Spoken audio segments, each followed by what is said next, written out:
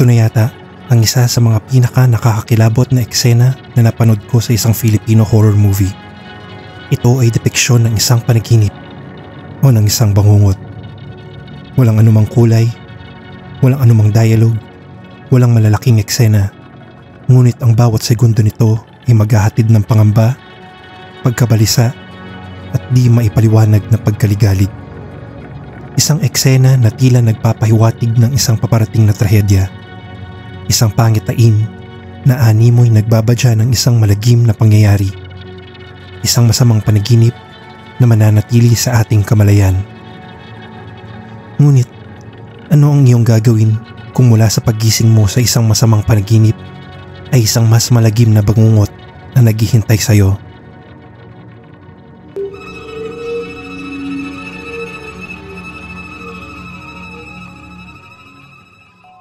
Ang eksenang ito ay galing sa classic 1981 Pinoy horror movie na Kisap Mata, isa sa mga maituturing na obra maestra ng batikang direktor na si Mike De Leon.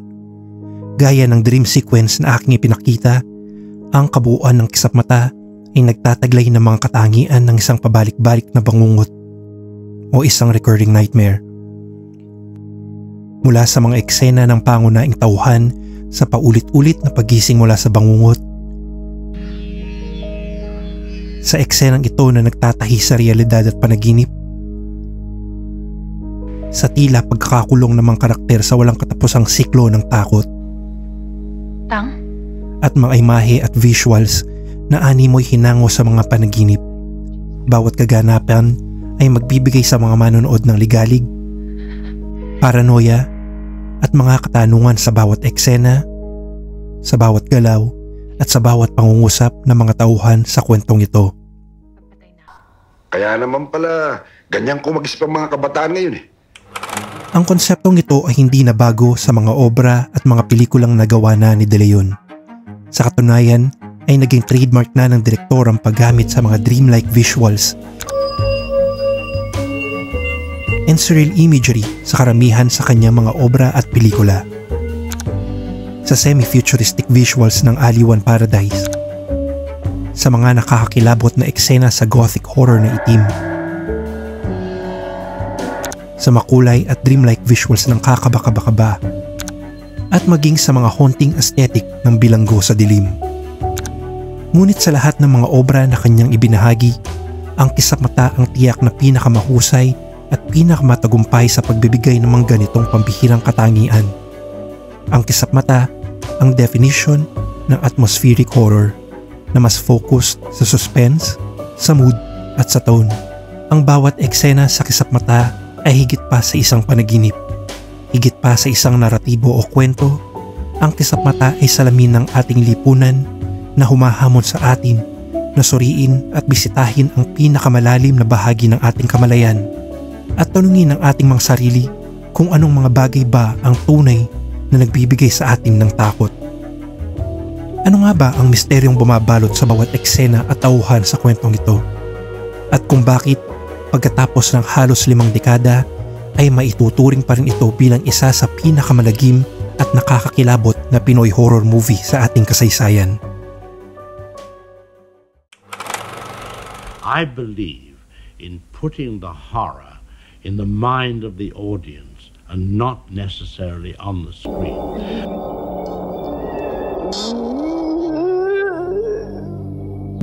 Nakasanayan na natin na ang konsepto ng isang epektibong horror movie ay nagtataglay ng ilang uri ng mga katangian o horror conventions sa pagpukaw ng ating kiliti, emosyon at imahinasyon. Mga horror tropes gaya ng mga di malilimutang jump scares,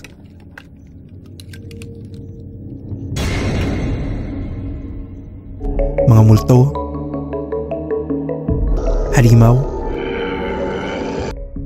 mga grandiosong special at visual effects, mga kwentong paranormal, at maging ang mga bagay na hindi parte o saklaw ng ating pang-araw-araw na buhay.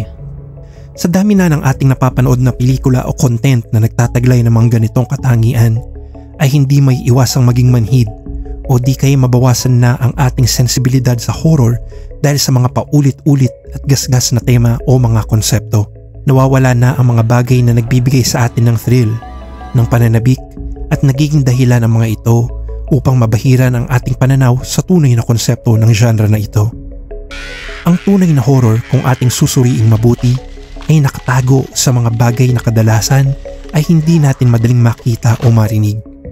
Mga bagay na nakasilid sa katahimikan, sa mga pangungusap na nakatago sa dilim, sa mga bagay na nagbibigay sa atin ng pakiramdam ng may nagmamatsyag na panganib, at sa mga bagay na nagbibigay sa atin ng mga palaisipan upang mas lalo nating maunawaan ang mga bagay o pangyayari na nakatago at pilit na nagsusumiksik sa mga pinakamadilim na sulok ng ating lipunan at maging sa ating sariling tahanan. Hango sa isang crime fiction na isinulat ni Nick Joaquin na pinamagatang House on Zapote Street na ibinase naman mula sa mga tunay na pangyayari, ang pelikulang ito ay nagtataglay ng mga katangian ng isang palaisipan na kung saan ang kasagutan ay nasa ating harapan. Sa atin ay nakamatsyag, naghihintay at nagbabadya. Ang bawat kasagutan sa kada misteryo ay nakatago sa mga linya, sa bawat kilos, galaw at desisyon ng mga tauhan. Lahat ba kayo nakatali sa tatang? Lahat ba naggagawin ninyo kailangan sabihin sa tatang? Dito nagsimula ang kwento. Maging mapanuri, magmatsyag, makinig. Hindi lamang sa mga tunog o ingay, kundi sa mga nangungusap na mga mata. Ang ating main character, si Mila, ay takot na umaamin sa kanyang tatay, si Tatang Dadong, sa kanilang planong pagpapakasal ng kasintahan niyang si Noel, at sa pag-amin na siya ay nagdadalang tao. Suriing mabuti ang eksenang ito at matyagan kung ikaw ba ay may nakikitang kakatuwa o kakaiba. Pinag-isipan ko na ho ito ng gusto. Buntis ho ako. Isang sandali ng katahimikan at ang mga hindi inaasahang reaksyon. Ilang buwan na yan? 2 na ho. May napansin ka bang kakaiba? Ilang buwan na yan? 2 na ho. Sigurado ka ba? Ang opening scene na ito ay isa sa mga importanteng parte ng buong kwento. Walang backstory, walang malaking eksena, ngunit mahusay na naipakilala at nailatag ang bawat karakter at ang mga key elements na tatakbo sa buong pelikula. Ang power dynamic sa pagitan ng mga tauhan na sina Mila, Deli at Dadong. Ang di maikakailang pagiging sunod-sururan ng nanay na si Deli. Ang nag-uumapaw na takot ni Mila. Ang nakabibinging katahimikan ng buong bahay. At ang di maipaliwanag na lagim na bumabalot sa pagkatao ni Tatang Dadong. Ano ang trabaho niya? Sa loob ng unang 10 minuto ng pelikulang ito ay naibigay na sa atin ang mga impormasyon at mga katanungan na magiging susi sa mga susunod na magaganap sa buong kwento.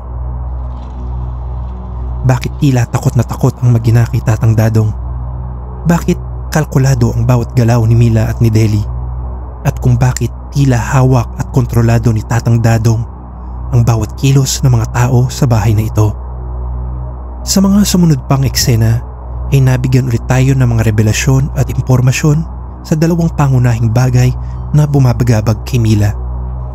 Si Tatang Dadong at ang kanilang bahay. Dito ay nalaman na din natin na ang kwento ay iikot mula sa pananaw o point of view ni Mila. Mula sa kanyang mga diary entries hanggang sa kanyang mga panaginip, tayong mga manonood ay inilagay sa loob ng kanyang kamalayan at unti-unting naibahagi sa atin ang kanyang mga trauma, takot at ang mga tunggalian na nakapaloob sa kanyang pag-iisip. May dahilan din siguro kung bakit kailangang mamatay. Iilan lamang ito sa mga mahuhusay na pagbabahagi sa atin ng pelikula sa mga pinakaimportanteng detalye at impormasyon upang mas makilala natin ang bawat karakter at mas maunawaan natin ang mga kaganapan at pangyayari na hindi tahasang inilalantad ng script. Sa ganitong pamamaraan ay mas lalong tumataas ang tensyon at pananabik sa kung ano ba ang mga bagay na tila ay nakatago at kung ang mga ito ba ay mabubunyag o mananatiling mga lihim na lamang. Ito na si Ateng, pakending-kending, walang ulo, nakanganga, walang mata, nasisilaw. Isa sa mga katanungan na mabubuo sa ating isipan ay kung sino nga ba si Tatang Dadong at ano ang misteryo na bumabalot sa kanyang pagkatao. Ipinakilala si Tatang Dadong sa atin sa pamamagitan ng pagbibigay sa atin ng mga narrative tricks. May kamay na bakal, ngunit bukas ang pag-iisip. Sa lahat ng manliligaw ni Mila, ikaw lang nakapasok dito. Salamat ho. Strikto, ngunit may limitasyon lalo na kung para sa ikabubuti ng anak. Para sa'yo ang lahat ng yun. Anong gusto mo? Magmukhang kawawa ang kasal ng kaisa-isa kong anak? Kinatatakutan, ngunit pwedeng maging kaibigan. Oy, hindi ka umiinom. Inom pa! Ngunit paano kung ang lahat ng ito'y isang pagbabalat kayo lamang? Ang mga ito ay mga halimbawa ng narrative tricks upang mas mabigyang lalim ang misteryo sa katauhan ng kanyang karakter. Sino at ano ang tunay na si Dadong? At paano kung ang bawat salita ay nagtataglay ng mas malalim at mas madilim na kahulugan? Sa kalaunan ay malalaman natin na si Tatang Dadong ay isang uri ng halimaw. Isang halimaw na ang mga matatalas na pangil ay makikita at mararamdaman sa kanyang pagkahumaling, kabaliwan at obsesyon sa kanyang anak na si Mila, at maging sa kanyang pagkontrol at pagmamanipula sa mga taong nakapaligid sa kanya. Ang nakakatakot na saklaw ng kanyang kontrol at ang tila preso at kulungan na pagsasalarawan kina Mila sa bahay at sa iba pang mga karakter ay mahusay na naipakita sa mga eksena na nagtataglay ng mga simbolismo, nahayagan o sinadyang ipinakita, at maging sa mga visuals na tila nakatago sa bawat frame ng pelikula. Gaya na lamang nito. O nito. O maging ang mga tulad nito. Bagamat nagtataglay ang bawat eksena at pangyayari sa pelikulang ito ng tensyon at pangamba, ni minsan ay hindi hayagang inilahad ng script kung ano ang nasa likod ng mga hindi maipaliwanag na namamagitan sa bawat tao sa pamilyang ito. Ang bawat kasagutan ay may pagpipigil. Ang bawat teorya ay walang kumpirmasyon. Mayaman ang pelikulang ito sa mga makahulugang pangungusap na kung susuriin ng mas malalim ay maaaring makapagbigay ng mga mas nakakatakot na kasagutan. Mga pahiwatig at konteksto na makakatulong sa atin bilang manonood na maging mapanuri, magtanong at bumuo ng mga sariling interpretasyon. Tulad na lamang nito. Paano ka nabuntis? Kang naman, ano bang klaseng tanong yan? Inalagaan kita. Binantayan kita. O di kaya ito. Huwag mo siya bibiglain. Masasaktan siya. Ngayon para mainintay niya ang inyong anak. Ang eksenang ito. May karapatan din ako sa batang yan. Ang bawat linya, ang bawat frame, ang mga nakatagong kahulugan sa kada salita. Ano ang interpretasyon mo sa mga ito? May mga bagay na higit na nakakatakot kapag hindi natin alam ang kasagutan sa ating mga katanungan. Mga bagay na nababalot ng misteryo at paranoia. Ang mga pahiwatig sa bawat salita ay iniwan sa ating mga manonood upang makabuo tayo ng sarili nating pananaw, ideya at maging mga katanungan. At sa ganitong pamamaraan at estilo ay nagiging bahagi tayo ng ating kwentong nasasaksihan. Ano nga ba ang mayroon sa bahay at pamilyang ito? At kung bakit tila nahihirapan silang makawala sa kulungan na kanilang ginagalawan?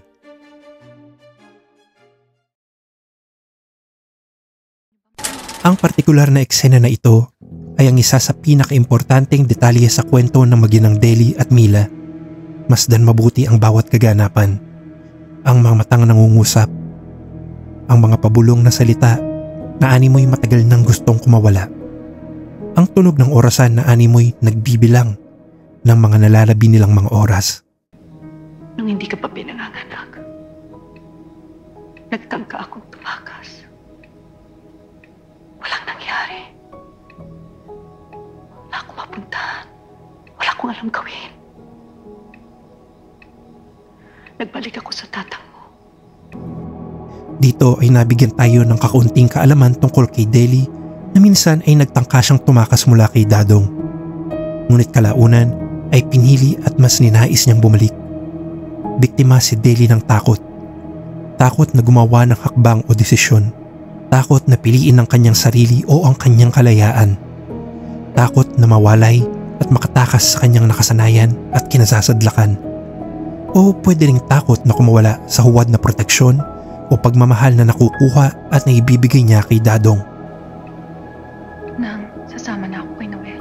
Sa eksenang ito ay malalaman na rin natin ang planong pagtakas ni Mila kasama si Noel. Hudyat na ba ito ng tuluyang paggising ni Mila mula sa bangungot na kanyang iniikutan? At ito na rin ba ang katapusan ng abusive cycle na nangyayari sa kanilang tahanan? Sa malahawalang mundo na kontrolado ni Dadong, ang bawat galaw at kilos ng bawat nilalang dito ay kailangang naaayon sa kanyang kagustuhan. Ikaw ay obligadong sumagot sa kanyang mga katanungan. Hindi mo alam? Hindi ho. Saan niyo binibenta yan? Ngunit ikaw ay hindi makakakuha ng kasagutan. Ang oras ng iyong pagtulog. Maturog ka yun. Mila, pinagigising ka na ni Manong. At maging ng iyong paggising. Sa bawat pagpasok, paglabas, at sa bawat pagkandado ng tarangkahan. Bilin mo ni Manong, ikandado na yung gate eh. At ng pintuan. Ang mundong iyong ginagalawan ay ang impyernong kanyang tinatawag na tahanan.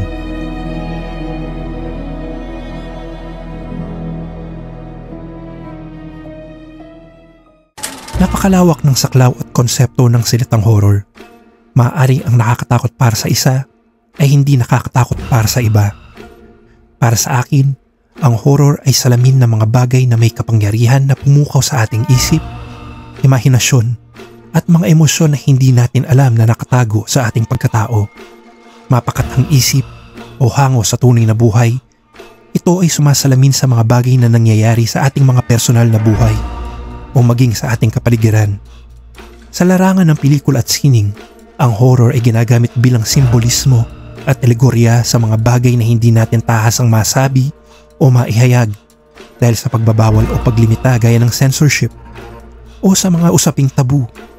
Sa mga ganitong pamamaraan ay nagiging kasangkapan ng horror sa pagpapalaganap ng kamalayan sa mga bagay na nangangailangan ng malawak na atensyon at solusyon mula noon hanggang ngayon. Ang kisap mata ay ang pinakamabisang uri ng horror.